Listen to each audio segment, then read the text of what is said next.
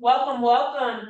This is the first Kwanzaa celebration sponsored by Central Arkansas Library System, and we are happy that you are here. I will start off by a salute that is usually done during the Kwanzaa celebration. Habari Ghani. And today is Ujima. There are 7 principles, and today is Ujima. So when I say Habari Ghani, everyone repeats Ujima. Habari Ghani. Habari Ghani. Ujima. So through the program, Mr. Leland and I may say Habari Ghani, and that is how you will greet us by stating Ujima. So let's get started. This is an African American centered program. We will conduct ourselves in a traditional manner. With that being said, we also ask that you be mindful of side conversations or discussions due to the recording. With that being said, I would like the eldest in the room to give me permission to speak. Who thinks that they're the eldest in the room? One of the elders in the room, just give me permission to speak. I give you permission. Thank you. Thank you. Thank you all for coming again, whether you are curious about Kwanzaa and Nagazo Zabi and the principles of Kwanzaa, or you, your family, friends, community celebrate and uphold the principles of Kwanzaa every year and each day of your lives. Asante Sana, thank you for coming. At this time, we would like to pay homage and respect to those within the librarian field, the library profession, and do what we call libation. I will call out an ancestor, either ancestor or an elder in librarianship, and my co-host, Leland Gaston, will pour water into our unity cup at the time.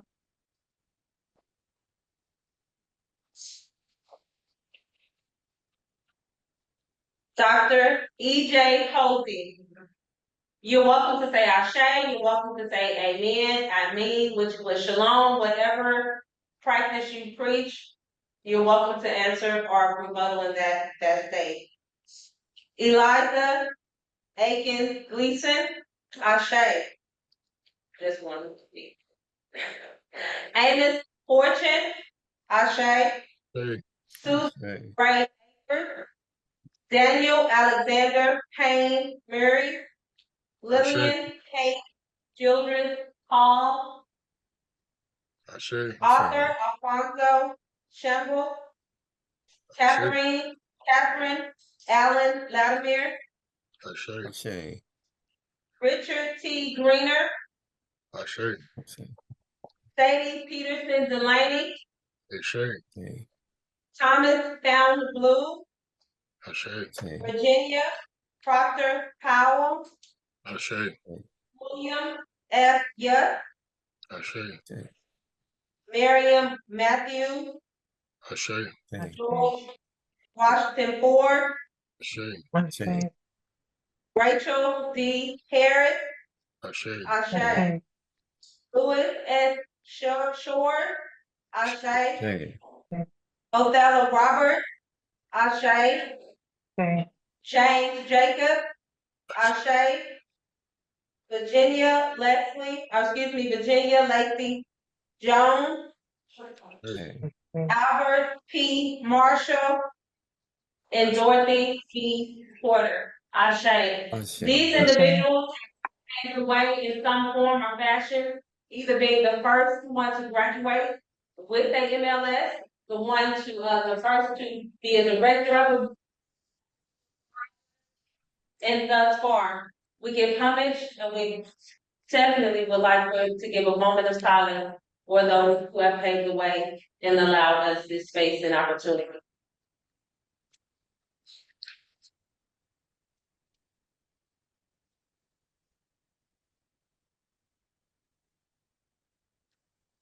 Ashe. At this time, I would like to introduce to some and present to others my co-host and colleague, Leland Gaston. Leland Gaston was born and raised in Little Rock, Arkansas. He currently works as a library assistant at the Terry Branch Library at Central Library, Arkansas system, and is working on a master's in library and information science at Drexel University. He holds a bachelor's of science degree in biology with a concentration in molecular biology and biotechnology from the University of Arkansas in Little Rock. Y'all had to really prepare to say all of that. But yet, in the future, Mr. Gaston would like to invent something to help people in a special way. He believes teamwork is important, and he's a huge football fan. Leland Gaston.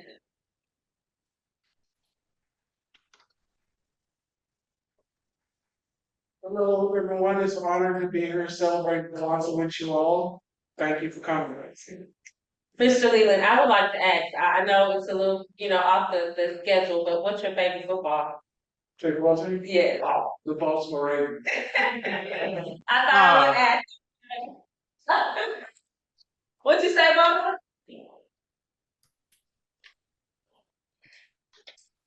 Okay, so thank you all again, and we are proud to again be hosting the first Kwanzaa celebration here with Central Arkansas Library System. All right, so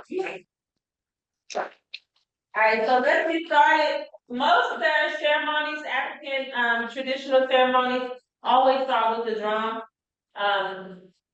ending and beginning. The drum is the beat of everything. So I'm just gonna provide just a small drum beat, and then I want to introduce our panel.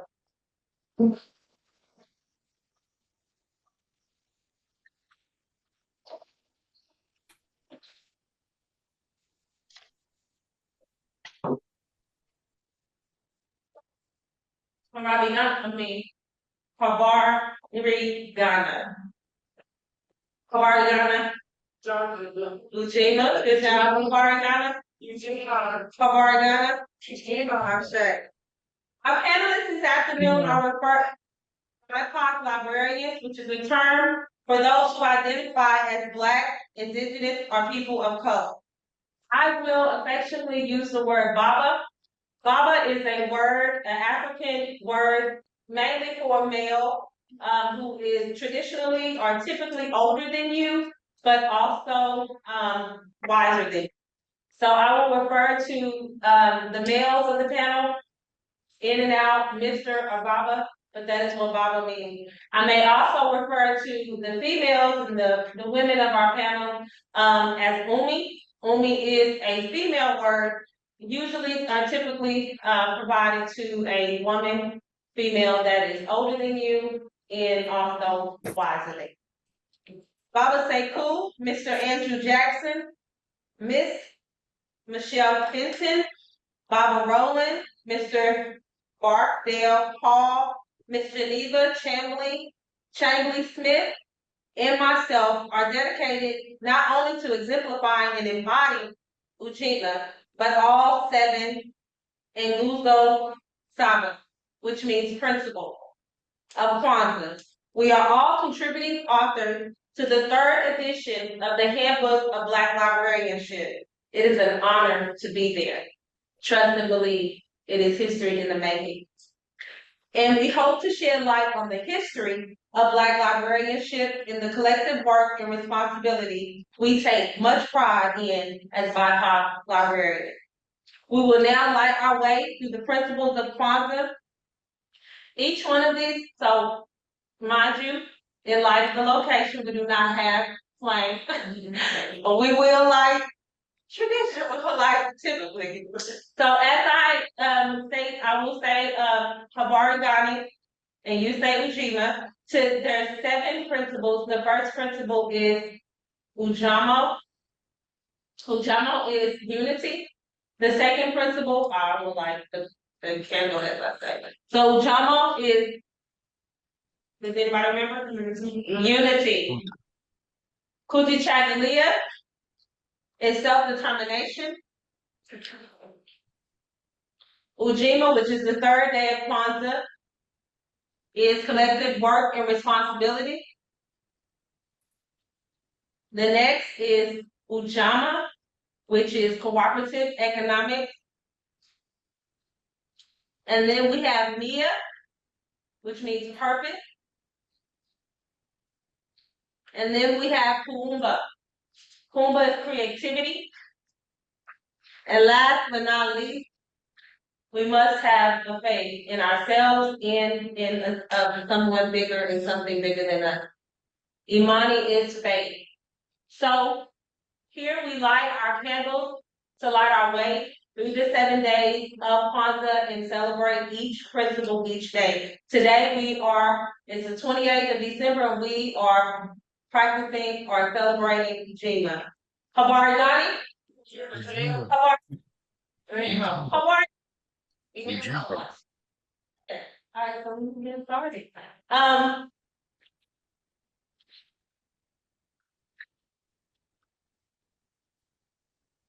So let's talk.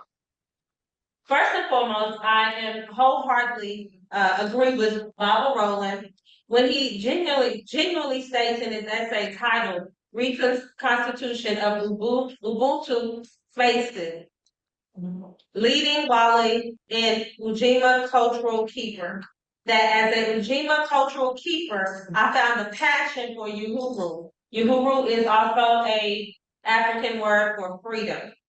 Drive to lead, faith, support of colleagues, and the resolve to meet people's needs and make a difference. Okay.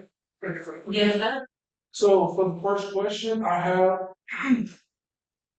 how have you individually or collectively demonstrated and exemplified the Nazo Sabo principles of Kwanzaa in your workspace or library community? And either one of you can answer whenever you see fit. Greetings. This is Brother Sekou. I would have to say that I practice the Nguzo Saba in everything that I do. It is a value system that is the foundation for all of the decisions that I make, projects that I take on, how I teach my classes in Black Studies, how I work with my community, and the outreach that I have with my community as well. So each of those principles comes into play.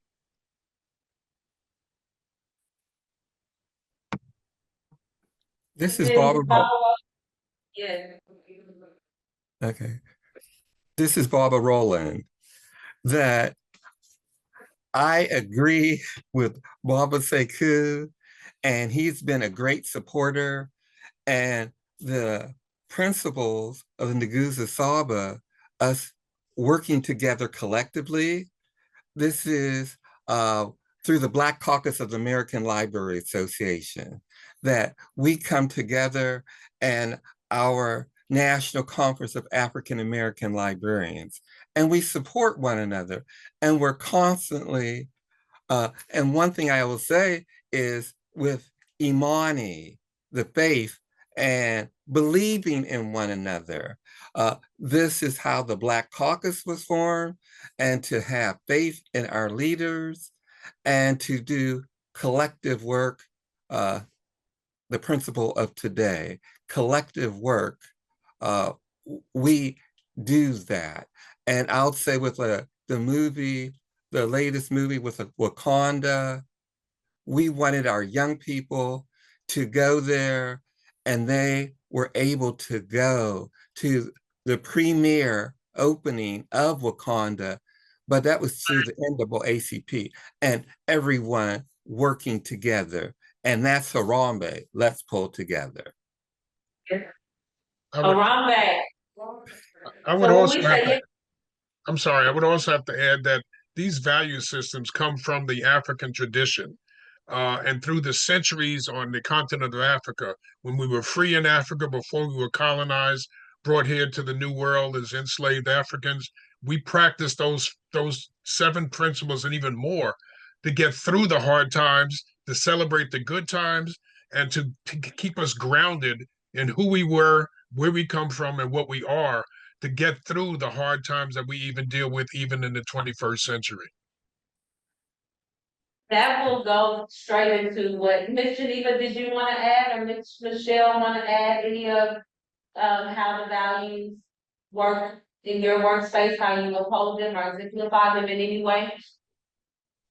I would like to say that what I do is I like to collect the history of African American librarians and their contributions to the library profession, because I want to do this show people that our library ancestors had faith and self-determination.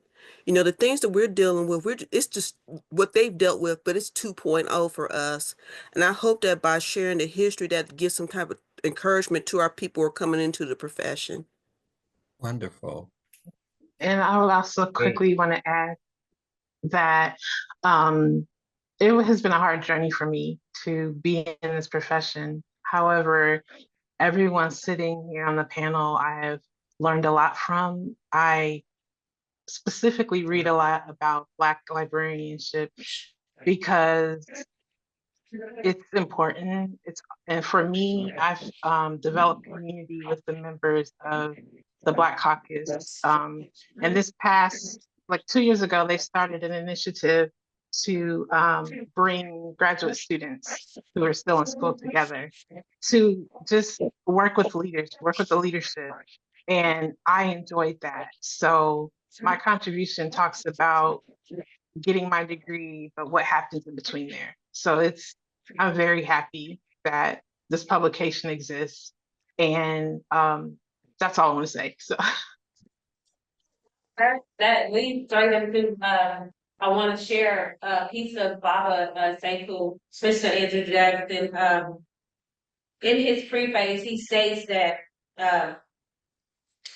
then this is from actually Dr. E.J. Moses, which is one of the pioneers, if not the pioneer of the Black Caucus American Library Association that they speak of. It is an association of Black librarians who come together, mentor, partner, assist, and provide scholarship. It's just a safe space for BIPOC librarians and a secure and supportive space for us to go through our library degree and also come out and have a backbone as well. So that is the BCLA that they speak of.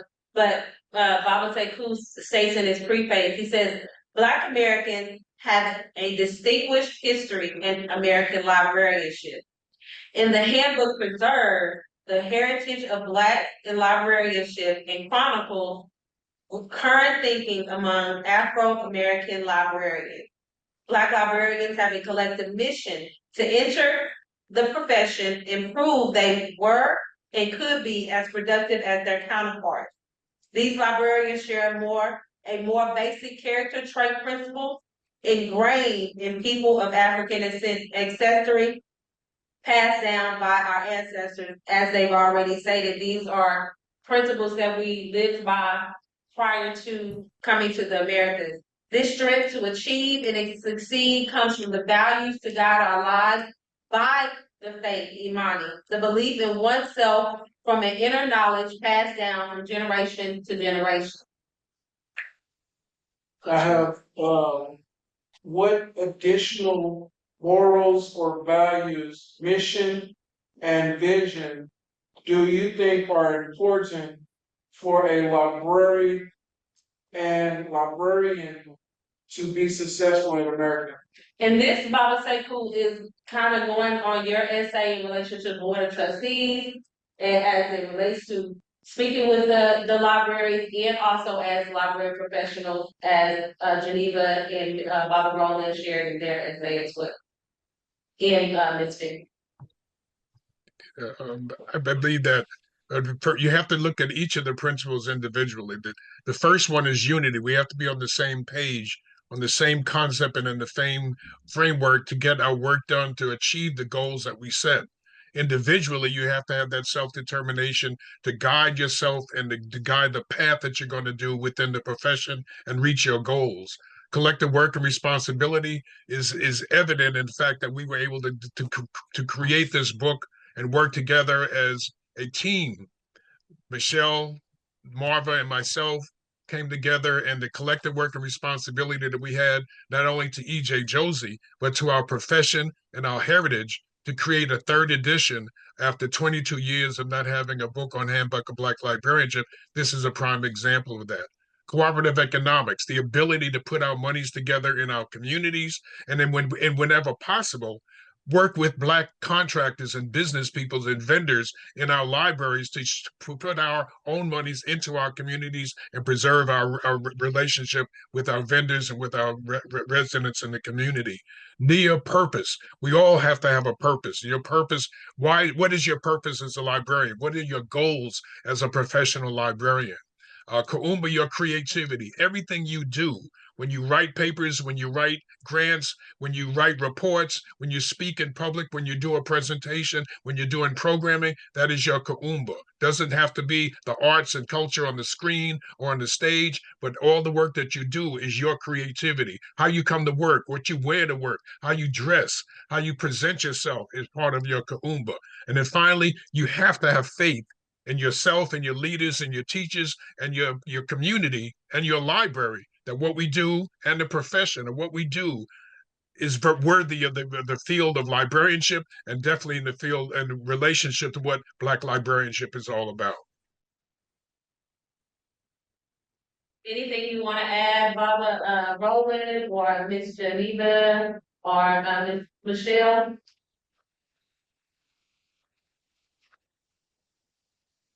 Yes, I wanted to say, to add to that,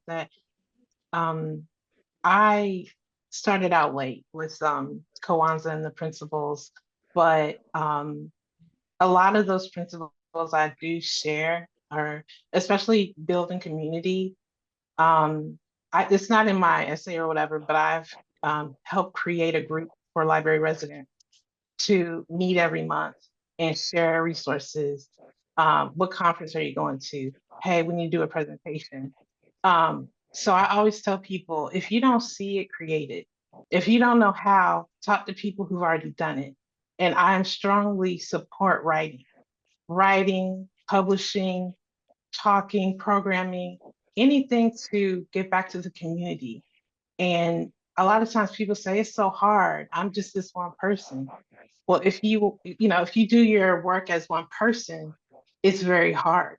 But if you're in a group and you talk and you share and you create, I think that's like the living, breathing representation of these principles. So please, consider, what do you want to bring to the field? What do you want to discover? And I like this field because I'm always learning. I'll never know everything there is to know about, being Black, being African American. But I'm here and I want to pass on what I've learned and continue to learn from everyone else. So thanks.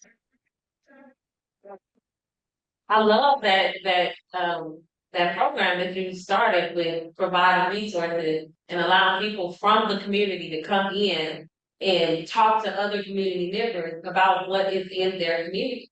Because sometimes librarians are not able to get out there unless they're doing community outreach. So I think that is a beautiful thing for you to provide a space for the community. And that is, to me, what the principles is about, not just for librarians, but for librarians to show patrons and community members what and how we stand on those principles. So thank you for sharing that program. Thank you. Miss Paul Rose. Well, I was just going to say one thing about collection building, and to piggyback up on what Barbara Sekou said, to realize that there were ancient African civilizations and that there were libraries there. We could look at in Timbuktu and other places. And I said to someone today at our community Ujima program that we, as the elders, are libraries. And this concept with Kuumba, to make sure that our children know the story, because it's not enough for us just to know the story. And that's where we as librarians play this critical role in making sure that our children, through our collections and through our creativity, our kuumba, our expression, that they know the story. And one thing that I did that fit in with this was it was a community project, but we researched the African American experience in our community. And we had the photographs and we had this published in the Arcadia Images. And the reason was so that the children can see the positive images and know of our glorious past. Yes, I show. So I may say it throughout the program, it is not as simple as amen, but it is as simple as amen. It's a word that most Africans use to solidify something, to bring something to fruition and movement and inspiration. So I may say it throughout the program, it's just there. We have a panelist that was not able to come in, our a co-editor as well, Miss Marva Delusion. Her presence is definitely here. But I did want to share from one of the contributing authors, Miss Evans. She states that historically there has been a lack of representation of Black, Indigenous, or people of color within the library profession. And this has led to challenges and barriers for BIPOC staff in terms of recruitment, retention, advancement, and retirement. What key issues or hardships have you faced as a Black librarian, and how did you deal with the situation? I'm gonna let Roland start with that one, and then I'll join it. Well, I have found as a Black librarian, I became known as an activist because when we have the opportunity, I'm talking about once I have the MLS and you're in the place, you'll go places, and I don't like to say that I'm speaking for our community, but yet I am speaking. And when you're in these places and you have the opportunities that you're to advance our community and to advance who we are. And I just love Baba Sekou because we wear clothing that reflect Africa and our love, but there has been resistance. And I'll be quite frankly, one time our home was attacked. Our home was attacked. Our children were in there. There was paint all over our home. Our children thought that people were firing.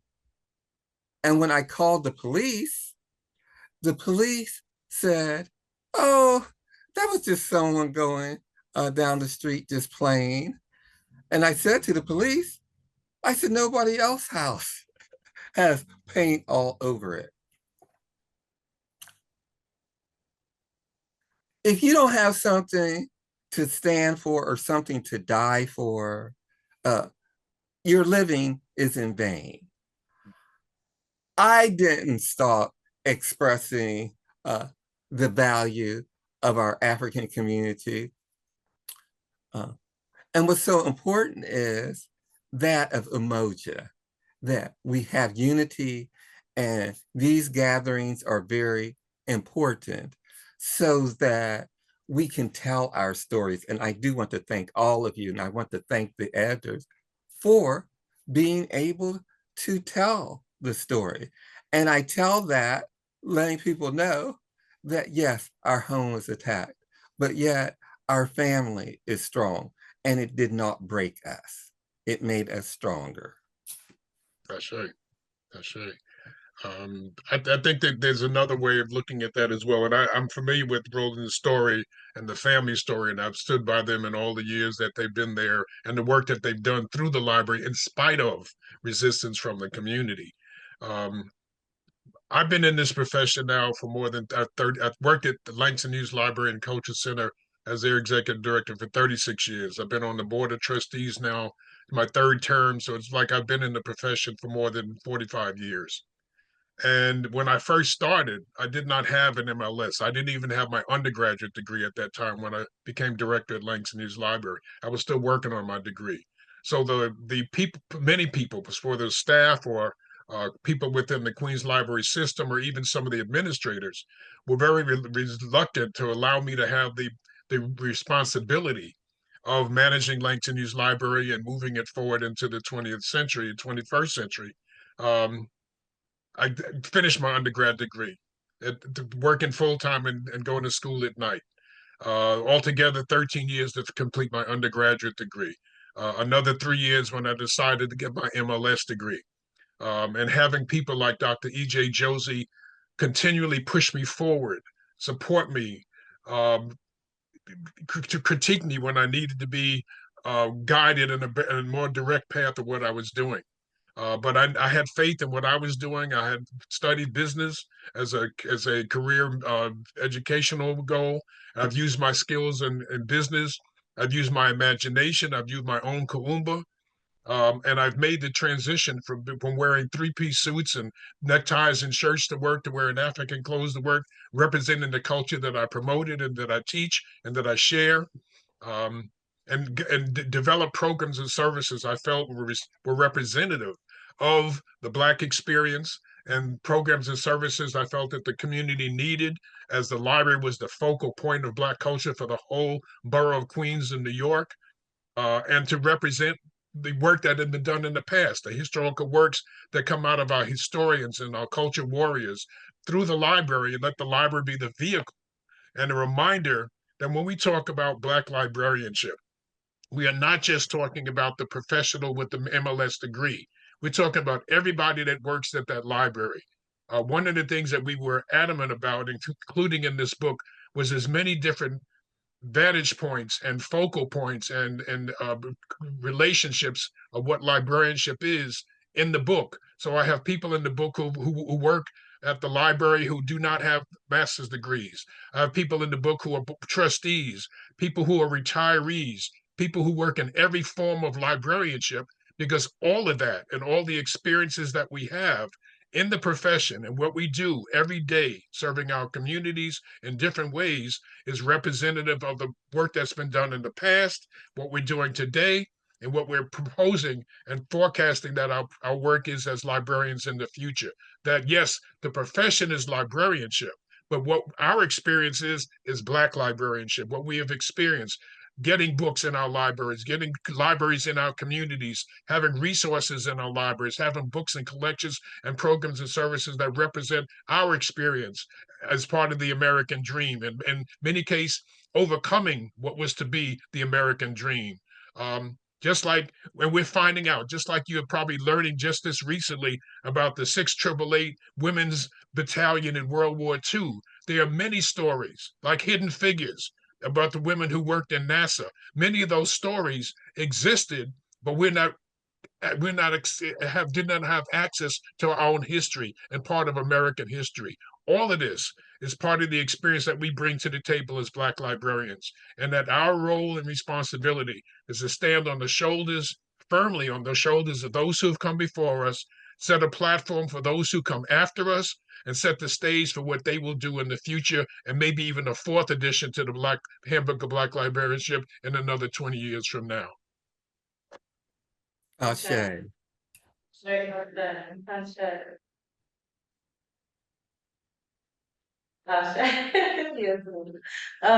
So my essay in the Black Handbook, the Handbook of Black Librarianship, is titled "Issues, Impact, and Value in Black Librarianship," and I affectionately share how through libraries, archives, and museums, colonization has been key.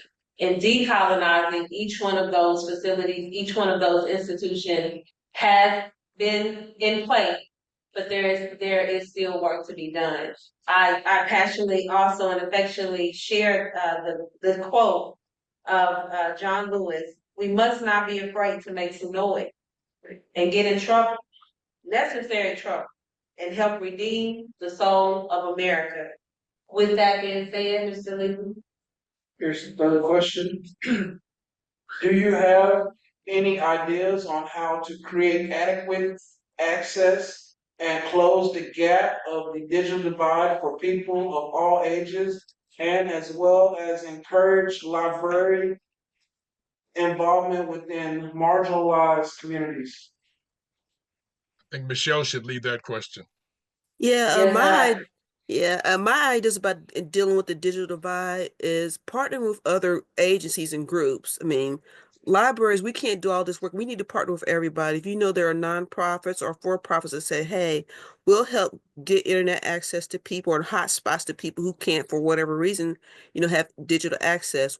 We'll work together to like do like grants and stuff to get like more laptops for people because there are children who don't have you have a family of 9 people and everybody has to share one laptop. And we witnessed this during like the pandemic. Make it so that households can have like multiple laptops and free internet service. Because broadband service, internet service, that should be something that it should be given to everybody, should have access to it. They should have access to it. And because if you don't, you're going to have you're just going to have large numbers of people being left behind. And we saw that with the pandemic. Some people had trouble doing their homework. Some people had trouble accessing like, because like online doctor appointments, they had trouble doing like job applications, housing applications, etc. And you can't do everything on your cell phone. People need, and everybody doesn't have an iPad. You need to make sure that if you really care about your communities, find a way and be creative. Like maybe have like, okay, do you want to do like how many people say, hey, we would like to donate and help go over here? Like, let's go buy like 10 laptops and find out who in the community needs a laptop. I mean, we just have to be creative and branding that digital divide because you got generations because everything is getting less, what do you say? Not digital, but whatever pre-digital. Everything is moving fast to online. And so if society's going to move forward, you need to bring everybody along. It has to be equal. You have to be equity. Michelle, would you also talk about what you've done personally with creation of the blog and the purpose of the blog that you have? Yes. One of the reasons I noticed, I did the blog because Tom Joyner, I don't know if some of you remember, Tom Joyner used to have a show called Little Known Black History Facts. And I actually listened to that when I used to drive to work every morning. And I know that gave me an idea because one thing I noticed as a lot of Black librarians that sometimes you don't get taken serious. And the reason why you don't get taken serious is people don't know what you and your answers have contributed to the profession. So I said, why don't I do what Tom Joyner does? But I can't do a radio show, but I can do a blog. So I did a blog back in 2011, spring of 2011, I created a blog. And I sometimes I do my own research. Sometimes people send me stuff. Hey, Michelle, did you know about this? Did you hear about this person? And I put it up there because I want people to know so that they can know about what other people have done. Yes, we were creating libraries back in the 1800s inside of churches, inside of schools. We were doing book drives. Delta Sigma Theta, I think they had a bookmobile. A lot of people didn't know that. And then Dr. Reverend Thomas Fountain Blue started the first library school because a lot of schools in the South wouldn't admit Black students. So he had a school where I think the school lasted for about almost not quite 20 years. He was just being innovative because he wanted to help people. Then one of his proteges, Rachel Davis Harris, when he died, she began teaching and she became a training librarian, which was good. I think we also have to be reminded. Somebody made a comment that we are forgetting uh, the things that are not digital, and I think that's important to remember that everything digital is just another tool to be able to fulfill the mission that we have of providing access of information to everybody. But there are other forms of communication that are not digital that we need to keep in mind as well. When we do our outreach, it should not just be through the computer. It should be reaching out to the community by word, by flyers and posters, communication with the people in the churches and community organizations to let them know, because many of the older people are not online. They don't have access to digitalization. They still deal with things the way they used to. So we have to use some of the old tools, some of the new tools, and some of the forecasted tools to do everything we can to provide access for everybody. Geneva? Yes, I was going to talk about, I was the one that talked about like not all things are digital. And when I was in school, my professor said, I went to North Carolina Central University, the only HBCU library school still open. And she told me, or the class, 90% of the things that we create, like not even digital, but just written, 90% of those things are not even online. And, sometimes you don't know unless you have, some people can't afford to go to different states, and, I think what I see is that there's a strengthening of genealogy where you're learning about your history. I fourth generation grandparents. And I won't tell you all the stories that I've learned since like 2 years ago, but I did work with an archivist who helped me find my grandmother's obituary, and I'm named after her. And I didn't know that. And it's just a lot of things that we can do as a community to help each other. And I think it's contagious. When someone helps you, you help the next person. And you can write your story and share your story with people. So I'm big about learning things that I didn't know. And I appreciate, Michelle, your blog, because that got me more aware. And talk to your elders in your family. Sometimes if you ask one question, they will answer the question and then start telling you additional stories. And that's how oral history happens. So never forget that you're important, not just community, but you're important, and you bring something to the group. Everyone is valuable. And that's what I tell everyone. So thank you. And I think those, Bible faithful, like you said, reaching the community where they are. That is a way of encouraging marginalized communities to be more involved, knowing that they see themselves, first of all, an image. Most of the time, libraries do not have and portray the image of marginalized communities. So that's first and foremost, but definitely being able to reach them where they are. So thank you for that.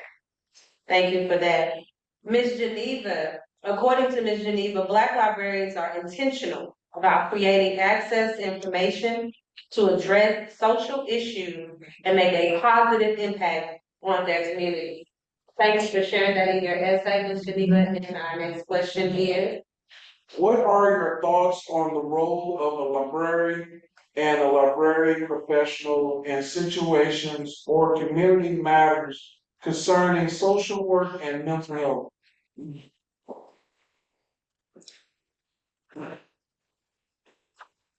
I will start by saying I am an advocate for social justice and mental health. I am doing my best to hopefully organize a program starting in January, February, and March. It is a community inspired program, and it's called Free Flow Fridays. We will provide information booths for patron resources similar to what Ms. Neva stated in relation to providing resources throughout the community. There'll be story time for the children, so parents can kind of maneuver and still be able to know that their children are well in literacy. And then there'll be an art and movement, and they'll just be able to literally free flow through the library. And to me, in my perspective, that allows for social justice because now they're able to justify their social energy in their community. I can pick up, I know what my community is doing. I can go ahead and push for someone to use this computer store that's down the street that no one sees because it's dust off in the back, but they just help me with my phone because the facial broke. Now I have that small resource. The art and movement allow the adults to kind of clear their minds. So that I am definitely an advocate, and I think first and foremost we have to free ourselves mentally and be at one with ourselves, peace with ourselves and what we are doing in the community, and then push it out through the library program.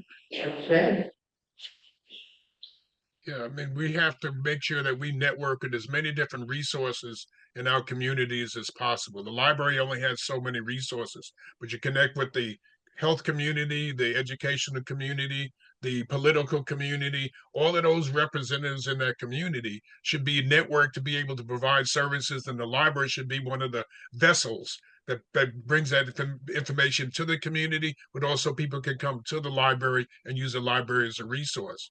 Um, we have to also remember that as a library family, we don't have all the skills individually, but you put together a team of people. When I was putting together the trilogy of people to work on this handbook, I knew I had the vision, I had the guide. It was my original project.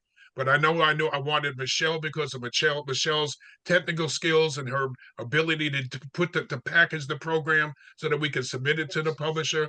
Marva worked on the second edition and has connections going back with EJ Josie beyond what I do. And together, we have been able to cover all the bases of what we wanted to provide and create with this handbook. It's the same with the library. You reach out to your community. One of the greatest skills of a good leader is not always to lead, but to learn how to follow and listen to the people in your community, other people on your staff. People who are non-degree have just as many great suggestions and ideas and directional focuses as the people with degrees. It's part of a family, and we should function in unity with ourselves, have that self-determination of how you want to make it better, but have the faith that we all together can create a library and programs and services that benefit our community, and the community will benefit from the work that we're doing at the library.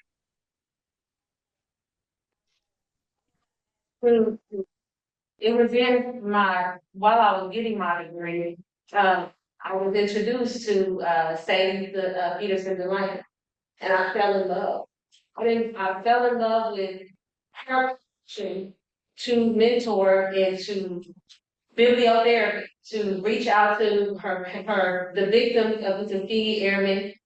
She was there during that time, but she reached out in a way that I thought was just a movement. Bibliotherapy is a movement, and if you don't know, it is basically providing, I guess, providing help and health awareness through books, whether it's mental health, emotional health, physical health, or providing some type of ambition or appreciation for your mental, your emotional, and your physical self through books. Role playing as well, character building as well, but bibliotherapy is real. And we do have medical librarians. We do have, which is also a part of the handbook as well. There are medical librarians who have shared their experience as well. Hospitals have libraries too. You know, they have to have every facility, every institution has a library. They have to. So yeah.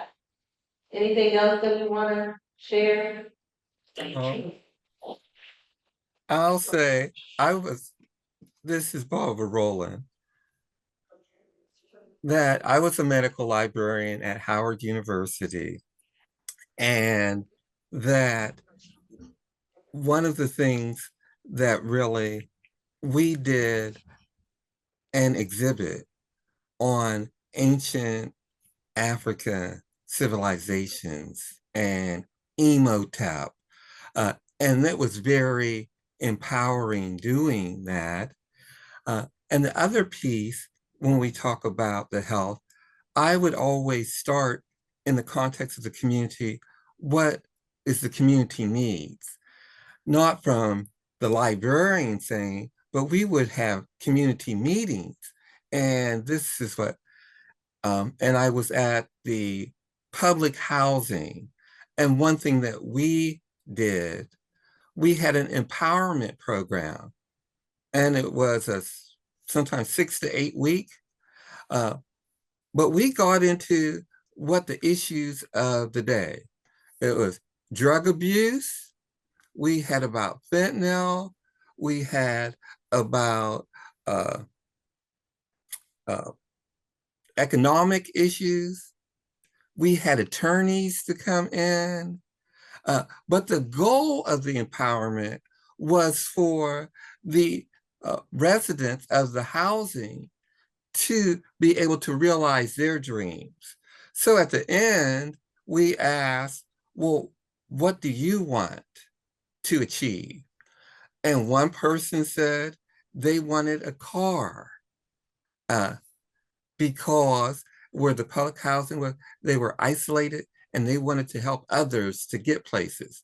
So this individual was able to get their car. And one lady said, well, she thinks, I might think this is crazy, but what she wants is to have a community dinner. And she wants this dinner to be something where everyone could come and it was free. And she was able to realize this. And I think that that is very important. People who are coming to the library, for them to be able to realize their dreams. And this builds our communities. Uh, and I realized I was just so thankful because the people, they went from, I don't know where to go, from when we got done, because we had the police. I mean, we had the police because the police was the issue. We had the police to come there. We had, so they felt empowered so that then they could say what their dream was.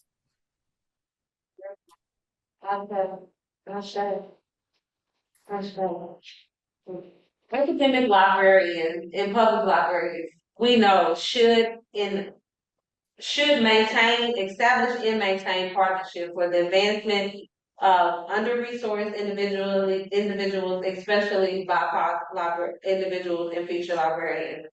Ms. Geneva and her colleagues collectively share that we position mentoring, interview scheduling, presentation, red flag, green flag, saying yes, the learning curve, the key terms, and as essential to preparing ourselves for the world of academic librarians. With that being said, Fifth question, in preparing for future of BIPOC librarianship, what productive measures should one administer when attempting to get the job?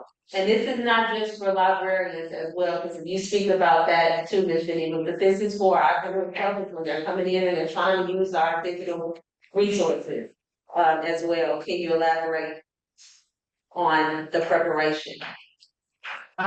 Sure.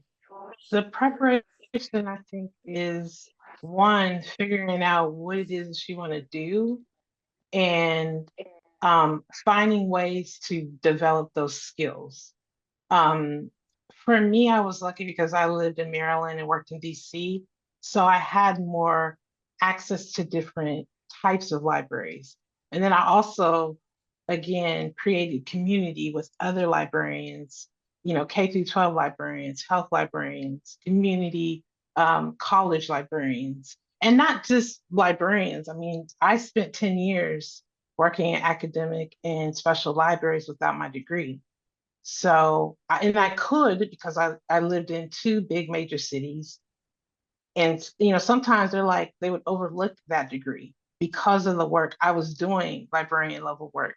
So it wasn't hard for them to be like, well, I guess we're going to pay you a little bit less, but you are learning those skills. So I think when you are needing to prepare for interviews, I think that reach out to someone.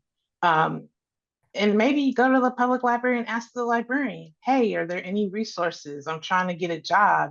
I know myself, I help out my group by giving them, I have like over 100 questions that I have had throughout my career, and I just share them. But I also think too, it's like um, you can have people look over your resume. You can have someone help you with a cover letter for academic librarianship. But I just think that develop, even if you're in school, develop a friendship. I had my program, it was 100% online, but I was able to um, meet people, and I still talk to some of my classmates who we've all graduated, and I share job announcements.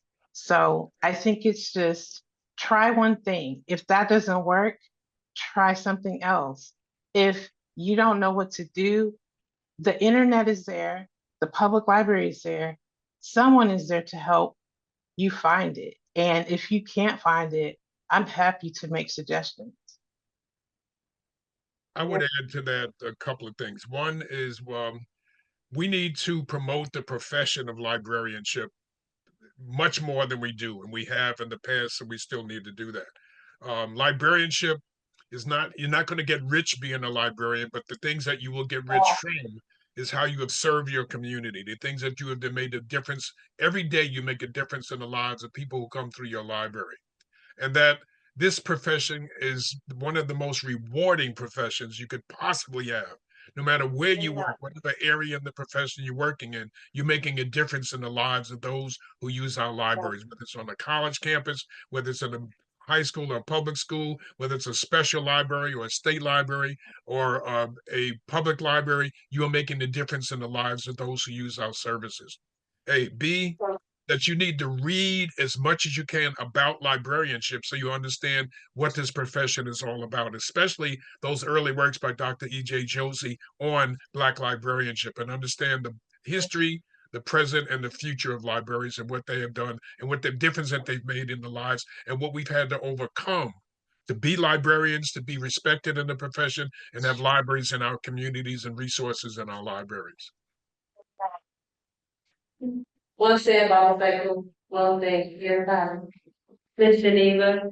Um, Miss Michelle is one of the co-editors of the Handbook of Black Librarianship, and my own, I'm so grateful to be in your presence. I want to share some of your words of wisdom as well as Miss Geneva's before our last question. No matter the specialty, we bring the knowledge of our ancestors and our elders to our work. Through integration, oppression, marginalization, and disenfranchisement. Librarians, library workers, supporters, and communities are standing together in solidarity to uplift, support, and fight for diversity, equality, equity, access, inclusion, and justice in the library profession, library services, library and information science education, and in society as a whole, not just locally, as you can see. Mama Sekou is in Queens, Baba Roland is in Pennsylvania or New York, Baba Roland. Yes, Um, Pittsburgh. Miss Geneva is in Texas. tell me, yes, and then Miss Michelle is in Pennsylvania as well. I'm in So each one of them, Indiana. India, that's right. Yeah, Indiana. But global, not for some, but so before we end, there's one last question. Miss Michelle, you passionately and affectionately interview our retirees, our elders of the library profession, and the pearls of wisdom, and we just want to know, do you have any, either one of you have any additional words of wisdom? I have words of wisdom, especially for people who are either in library school or contemplating attending library school. One thing I would encourage you to do is reach out to a librarian, even a librarian that's retired, because retirees, they have a lot of wisdom. They've lived the profession. They've seen a lot of changes within the profession. Talk to them and talk to people who are working. Ask somebody, hey, can I job shadow you for one day? And don't just do one type of library, because there are different types of library. There's public, there's school, there's special, and there's academic. Just ask, can I do an internship, even if it's not paid? Just do one so you can just get a feel of see what actual librarians do. Don't rely on what you see on television sometimes. People just shushing folks. It's not like that. And unfortunately, people still think that way. They think all you do is sit around and check out books and shushing people and telling people to be quiet. But we do more things than that. Because some libraries, there are teaching librarians. They give instruction. They teach people how to use resources, how to locate resources. There are people who teach people how about readers advisory. Uh, uh, a patron may come and say, "Well, I want to, read more stuff about Walter Mosley. Can you help me find something?" Sure. And if we don't have it, we'll find a way to get it because there's this thing called interlibrary loan you know. But I just encourage people to really study the profession. Even if you don't, even if you decide you don't want to become a librarian, still study it anyway, because you may not want to be one now, but you may want to be one later, or you may know somebody in your family that wants to be a librarian, but just study and see what librarianship is really like. Also, I want to say too, I'm glad that we included the retirees because they have a whole lot of pearls of wisdom, because I remember when I started out as a library, I thought, and I read their story. I said, well, I thought what I was going through was bad. It's peanuts compared to what they had to deal with. I'm like, I'm glad that because on one of the chapters, I got to interview a librarian who had mentored me, you know, the stuff that she went through when she was going to library school. She went to school in the 70s. And she was talking about what it was like. And I saw some of the librarians who had came through during the 60s and before then. But, I'm just glad to hear their stories. And hearing their stories, it's empowering. And you use the pearls of wisdom as rocket fuel to push yourself forward. But at the same time, you're gonna be the elder for somebody else, the retiree to somebody that's gonna be sharing pearls of wisdom. So, make sure you have some pearls of wisdom to share. And be a mentor to somebody. You don't have to wait till you retire, but you can do it now. If you know somebody's upcoming library and want to be don't say, hey, why don't we talk to me for coffee or something, just to get them into professions. I know what Andrew was saying, that we're not really promoting the profession like we should be doing. I think those are opportunities like, hey, come and job shadow. Let's go to the school and show them what the library does. You know, I think that's a way to like help keep the profession moving forward and to keep, encourage more people to pursue it. I would have to add on Michelle's shoulders on that. One, as people who work in the library, we need to take time to get out of the library building and go into the schools at their earliest ages and talk to young people about the profession of librarianship. Plant that seed of a profession that they will probably would never consider. Um, and talk about the different things that we do. I've done career days from like first grade through into college. And I didn't talk about just the things that I did. And my job was so broad that I had so many different things I could talk about that I did in my job as a librarian and library manager. But I talked about the profession because I wanted them to see the expanse of the profession. Secondly, if you're going to graduate school and you're getting your degree, you are a fledgling librarian. You're still learning the profession once you get out of school. So you need to have advisors and mentors. I'm now going on 78 years old, and I still have three elder mentors that when I have to make some serious decisions, some of the decisions I made about this book, and the last book I did on Black librarians in the 21st century. Some of the decisions I made about projects I wanted to look at work or undertake at work, or with the library to undertake in programs and services I wanted to offer. I would talk to my mentors and get some guidance from them. There's always people that can teach you and guide you to make sure you're on the right path and come up with things that you don't think about yourself. You need to have a network of people that you will always be relied on for, that they will tell you the truth. They will guide you in the right direction. And when you're off base, they will get you back on track. And that their interest is your profession, your future, and to give you the truth so that you can be the best librarian that you can be. Bob Roland, before we go, I do want you to share with the Ujima, our cultural keeping. What is that and how can we become culture keepers as well as the general public? We provide some ideas and some ideas in your essay. Can you elaborate on a cultural keeper? Well, as a cultural keeper, one term I've used is creating Ubuntu spaces.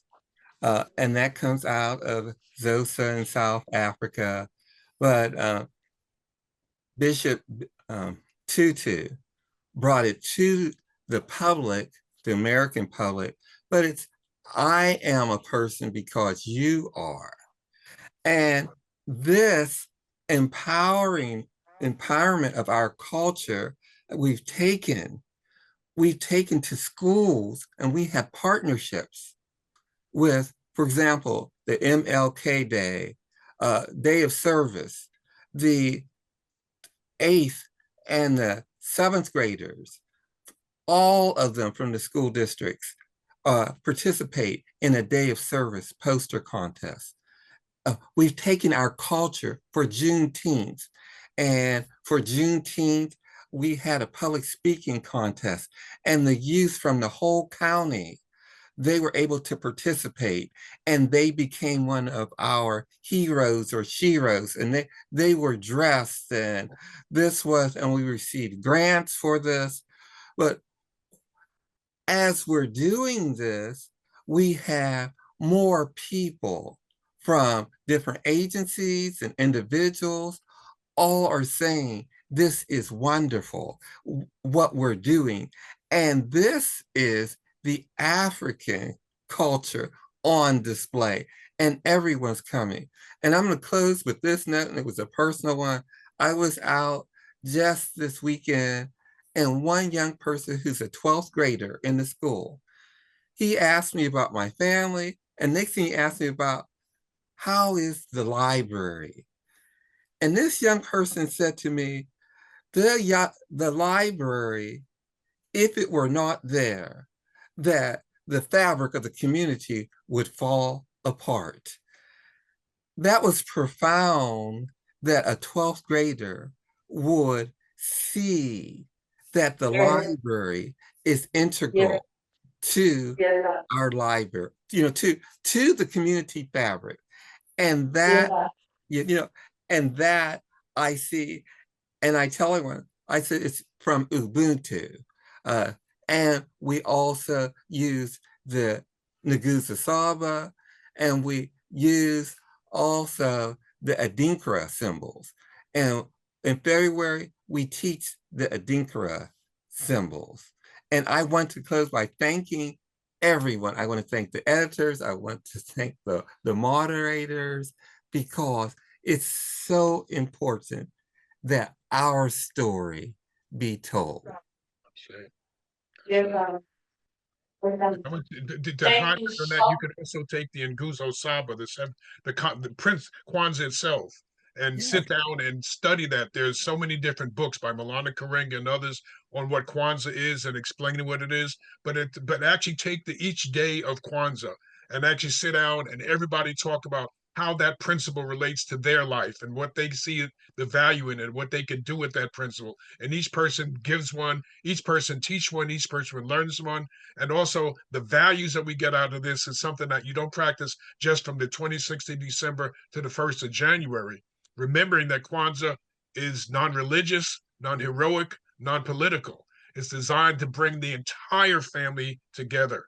You take those principles, you can apply them every day of the year, not just during Kwanzaa. And awesome. Thank you, Pedro, for your time, your expertise, your pearls of wisdom.